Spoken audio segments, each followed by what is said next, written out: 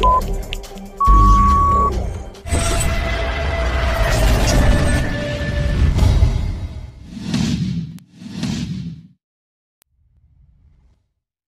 kasus hilangnya Alfi di Gunung Lawu, warga Alfi berikut tim SAR dan relawan melakukan doa bersama di Hargo Dalem, yang kemudian dilanjutkan kembali dilakukan penyisiran.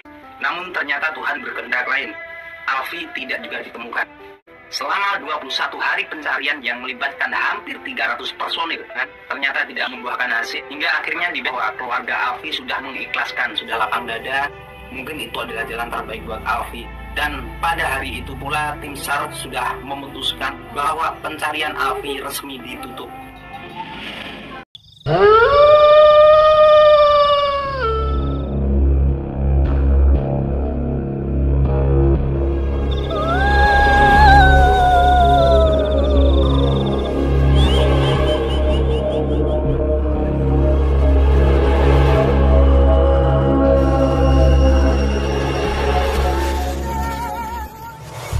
Saya ke Gunung Lawu. Kemudian saat tidur di Gunung Lawu, di dalam tidur saya itu mimpi ketemu dengan sosok pendaki yang sempat hilang dan tidak ditemukan di Gunung Lawu. Itu lewat mimpi. Apakah itu juga termasuk jin yang sudah mendampingi si almarhum ini dari kecil atau gimana?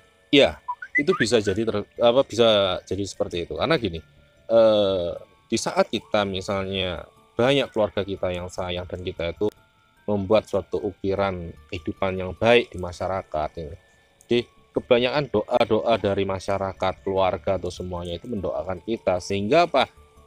Pendamping kita itu di saat misalnya jasadnya tidak ditemukan, ternyata butuh ada orang lain mendaki, bermimpi gitu, menunjukkan bahwa gini, biasanya petunjuk itu bisa kita ikuti. Kenapa kita ikuti? Biasanya gini, dia itu akan memberitahu bahwa jasad yang hilang itu masih ada di sekitar area itu.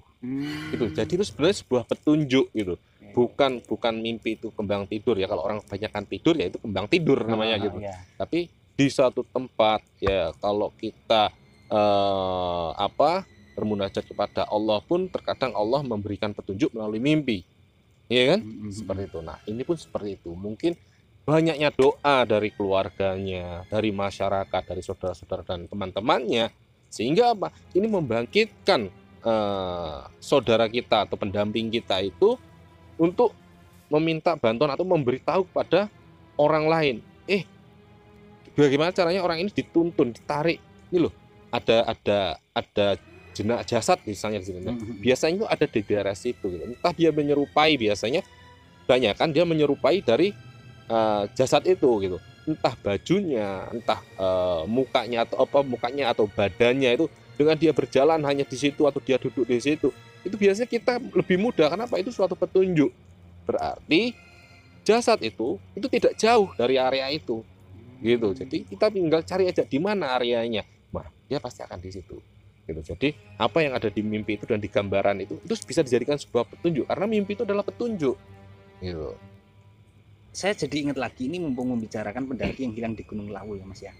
Jadi setelah ini kira-kira kalau menyebutkan nama almarhum enggak usah ya. Ada salah satu pendaki yang hilang sekitar 2 tahun yang lalu di Gunung Lawu. Jarak 1 minggu setelah si pendaki ini hilang, ada seorang pendaki cewek. Ini videonya seperti yang saya upload kurang lebih sekitar 2 tahun yang lalu. Yang di situ ada seorang cewek, pendaki cewek yang bermimpi bertemu dengan si almarhum itu. Di dalam mimpinya itu si almarhum ini sempat berkomunikasi bahwa mengatakan saat itu dia duduk di daerah Pasar Dieng Gunung Lawu, duduk di atas batu. Ketika diajak pergi dari situ, dia menjawab ajakan si cewek dengan mengatakan begini, saya akan pulang 7 hari ke depan, Mbak. Di sini yang ingin saya tanyakan adalah, apakah itu juga sebenarnya termasuk dari petunjuk itu sendiri? Betul, itu sebuah petunjuk sebenarnya gitu kan. Nah, sekarang kita perbandingan begini. Alam nyata dan alam gaib itu perbedaan waktunya sangat jauh.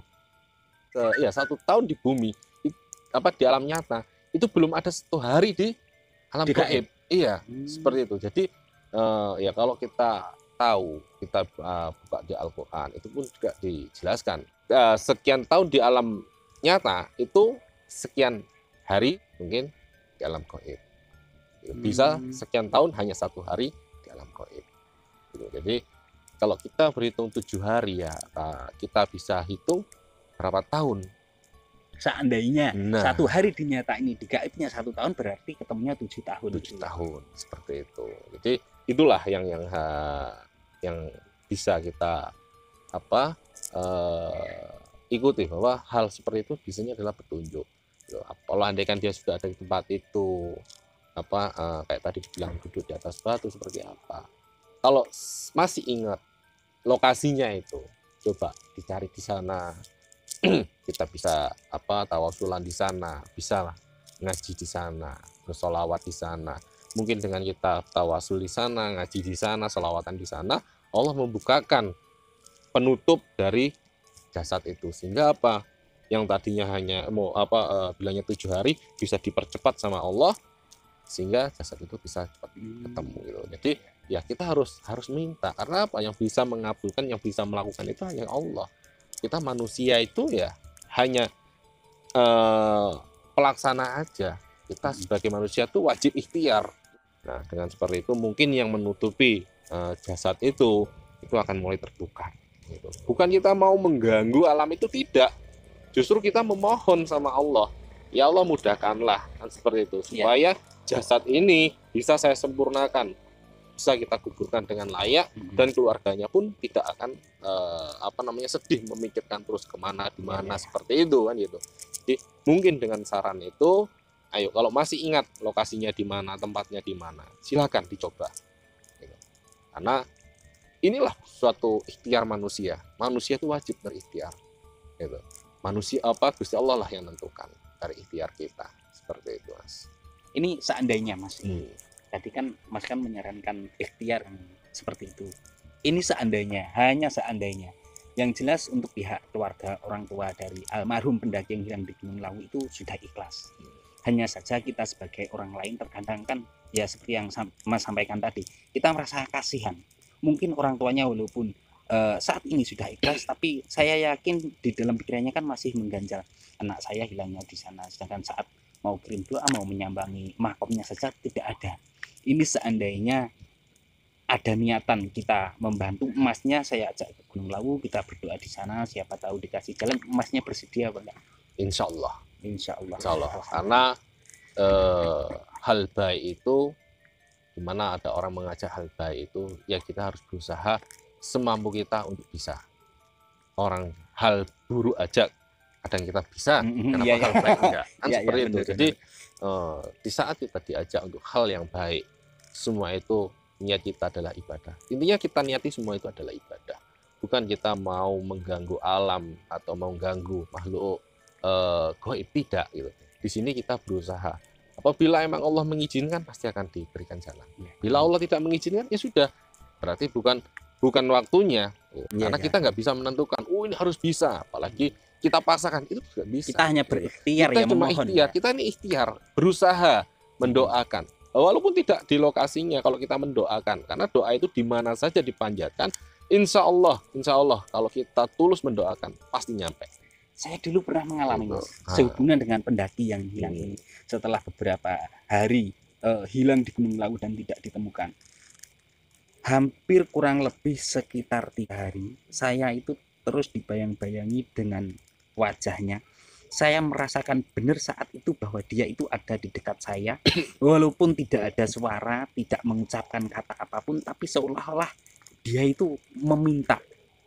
Dan dari situ saya rasakan dianya ini meminta doa.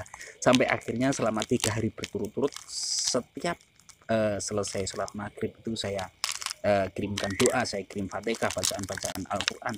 Sampai akhirnya rasa yang tadinya saya alami, saya rasakan itu hilang. Dan yang saya dapatkan setelah itu, saya itu juga merasakan bahwa dia itu tenang gitu loh. Itu benar-benar saya alami sendiri, dan sempat saya buat videonya juga. Saya meminta kepada teman-teman yang nonton video itu untuk mendoakan bersama, setidaknya Al-Fatihah. Ya, itulah kekuatan doa. Apalagi yang berdoa itu masih ada ikatan seperti orang tua, adik atau kakak itu mendoakan. Karena orang meninggal itu juga butuh makan. Iya. Makannya itu bukan makanan seperti alam nyata gitu, tidak. Makanannya itu ya doa. Dengan doa itu dia akan terobati dahaganya. Dengan doa itu dia mulai terisi rasa laparnya gitu. Jadi dia akan lebih nyaman, dia akan lebih tenang gitu. Di doa kita itu di sana itu untuk menerangi yang sudah meninggal gitu. Jadi doa itulah kekuatan doa gitu. Jadi selama kita yakin, kita istiqomah, kita tulus ikhlas mendoakannya dengan baik, insya Allah sama Gusti Allah pasti diijabah. Amin. Akan sampai ke sana, akan sampai sama yang dituju, seperti itu. Ya teman-teman, sebelum saya tutup, sebelum saya akhiri, saya ingin mengajak teman-teman yang kebetulan saat ini menonton video ini, marilah sejenak kita tata hati kita ikhlaskan hati kita untuk mengirim doa.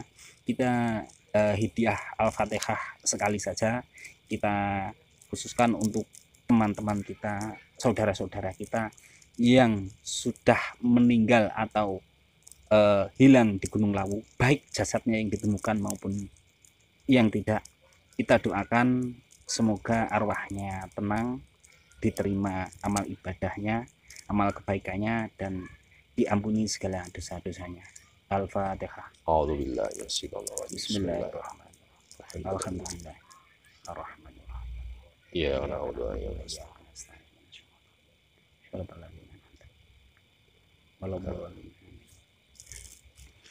ya, saya rasa penjelasan dari masnya ini sudah cukup jelas. Poin pertama bahwa yang menangis di makam yang didengar oleh warga itu bukanlah arwah yang gentayangan, akan tetapi sosok jin yang memang sudah lama tinggal di makam tersebut.